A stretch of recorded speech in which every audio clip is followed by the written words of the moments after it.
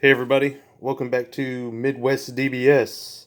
I got a little deck for you. If you like to search Piccolo, what can you do now with all those cards you had for your Surge Piccolo deck now that the leader has basically been errated to where it is virtually almost unplayable for the most part. I don't see how a leader that doesn't draw on the front or the back side is going to be competitive at all. Also, at the same time, you have to adapt with banner restricted list, and basically just you have to find a way to adapt if you still want to play hand control. There is a way, so that's what this is. It's going to be a hand control deck, and also if you have time, view the channel CTJ the Saiyan Elites. They're doing some really good work over there because I try to do some good work, but I'm only generally upload once a week. This guy's uploading literally every day with some really unique off-the-wall strategies. So I would advise to go check out that channel. But if you like denying your opponent resources, playing a slow game, grinding out their hand, this is a deck to play. So the leader, you've seen him before on my channel. It's Hirudegarn. Hirudegarn is a blue leader. When it swings, you discard a battle card, and after you discard the battle card, you get to draw 2 cards.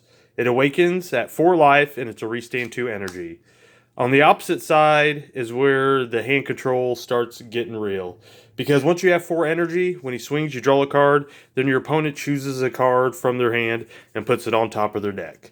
So we're going to go through these cards as quickly as possible. I know my videos tend to run a little long, sorry. We got 4 newfound power Son Gohan. This is your 1-drop crit attacker. Once again, crit attackers aren't taking cards directly from their hand, but it's still denying them resources, so it's still in the hand control genre. Extra cards, we are playing blue, so you know you're going to run 4 bean.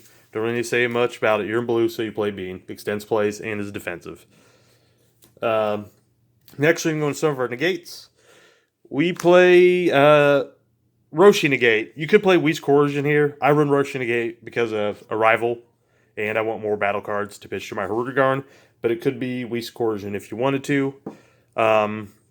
Negate's attack comes in, 5k combo. Power. Also, since you're blue, you run the best blue Negate. Dimension Magic. Sparking 5, you can take a life to do it for free, or you can pay 1, but basically negates the attack, and you get to restand 2 energy. Really good. Now we're going to get to some of the hand control aspect. Is since we are playing Hirudegarn, like Piccolo played Special Beam Cannon and Cells Kamehameha, or Hirudegarn can play Phantom Flame Cannon. And what it does is get your leader additional 10k power for the duration of battle. Then you get a pick at random from your opponent's hand and put a card on top of their deck. So between the leader and this, you're going to start stacking cards on top of their deck, which sometimes is better than having it go to the drop. So, more hand control. Next, our super combo is Android 21. Android 18 Bionic Blitz. Super combo, it counts for blue and green, so it's good for Arrival. When you combo with this card, your opponent chooses a card from their hand and puts it on the bottom of their deck. Like I said, just more hand control. What to do with these dang Piccolo cards now that we can't play them in Piccolo. We run 3 SS Rose Goku Black. Delicate plan. This card basically, it's activate battle. You can pay 2 to bring into play. You can pop a card with 2 or less. Then it allows you to bring this out for 3 energy. So 7-drop for 3 energy is good. The only problem is that since choose up to 1 of your green energy. Yeah. No, it doesn't have to be green leader. Only, that's what I thought. So the good thing about this is you are bringing this out for 3, but then you get a restand in energy if you do it this way. This card, when it comes out, is just a beast boss. It's a 25k. It's indestructible. It's a double strike. So they're going to have to neg it to get rid of it. It's really hard to deal with. When it comes into play, it can remove 2 battle cards, or it can take 2 cards from their hand and have them go to their drop. So a lot of times, it's just good if you have one of these out. Just remember, you have one of these out. It doesn't evolve on top. It just plays. Just plays it. So you can play that as long as he's still out next turn. You can play another copy. You could bump up the copies if you want. You could run 4 and 4, which some decks do, but even my Piccolo deck only ran 3 and 3. And the same reason I do that is because of this guy's front side. Because this deck sees a lot of cards, so you can cut down some ratios because you pitch a card to draw 2. So you're more likely to see. More into it. So counterplay, Vegeta the Cruel. Once again, it's a good counterplay that also has a form of hand control.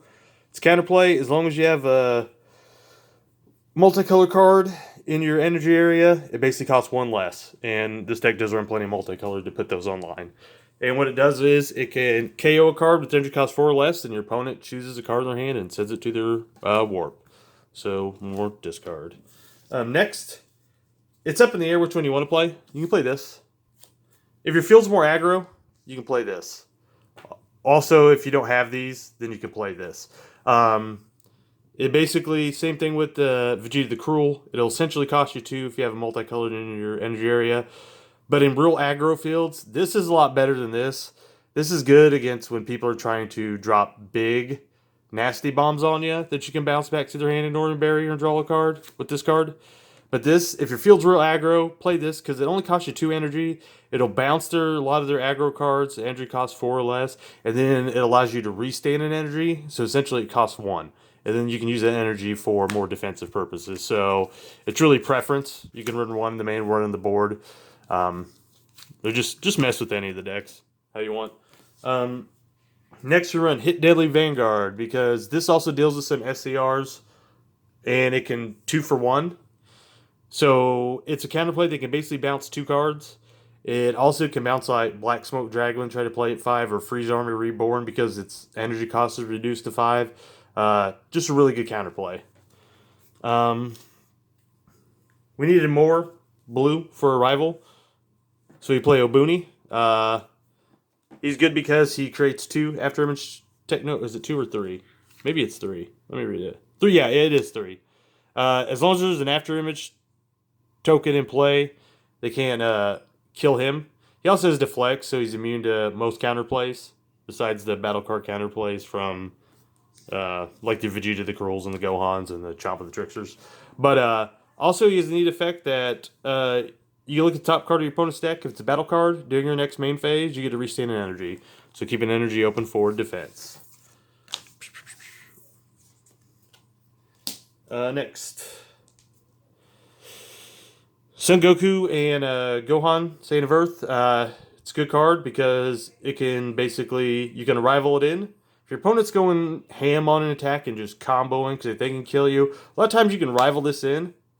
You can choose that card that they're going ham on and put it in their energy. So they waste all their combo power, and then they also have to drop a card. So back to the hand control. Just a really good card. Also, it allows you to open up sideboard options or even main deck options. You can play the 7-drop Goku from, I forget what set it is.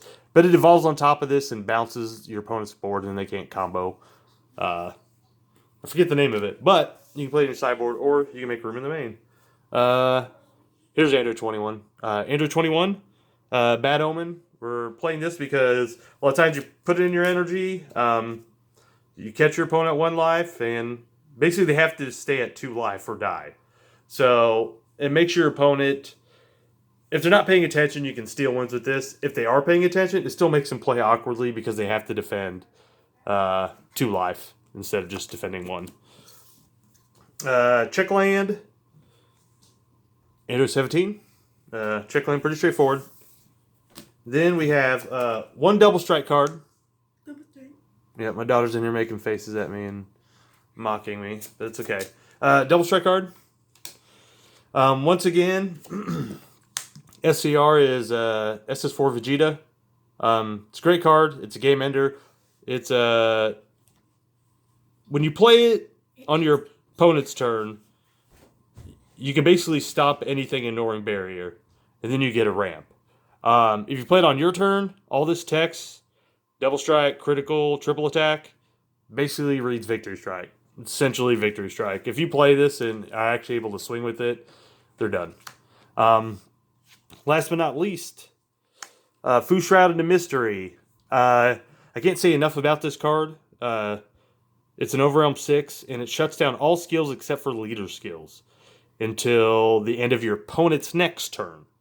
So you play it, they have no skills on your turn. During their turn, they still have no skills. So it's really good, and as far as skills go, is anything written on here. That's their skill. So negates don't work. They can't negate attacks. It's just, this card is just so dumb. Like, in a lot of builds, if you don't have the SCR for that build, this card's like $1 a piece. Just plug this in. And this is basically does the job that most SCRs do, and even does a lot of work that most SCRs can't even do. So if you don't have this, you can play 2 of these. You can play this and 1 of the 8-drop. You can mix it up. You can play 2 of the 8-drop and none of these. But the 8-drop foo, it's still good. But that is all I got for you today. I tried to make it as quickly as possible. And once again, thanks everyone.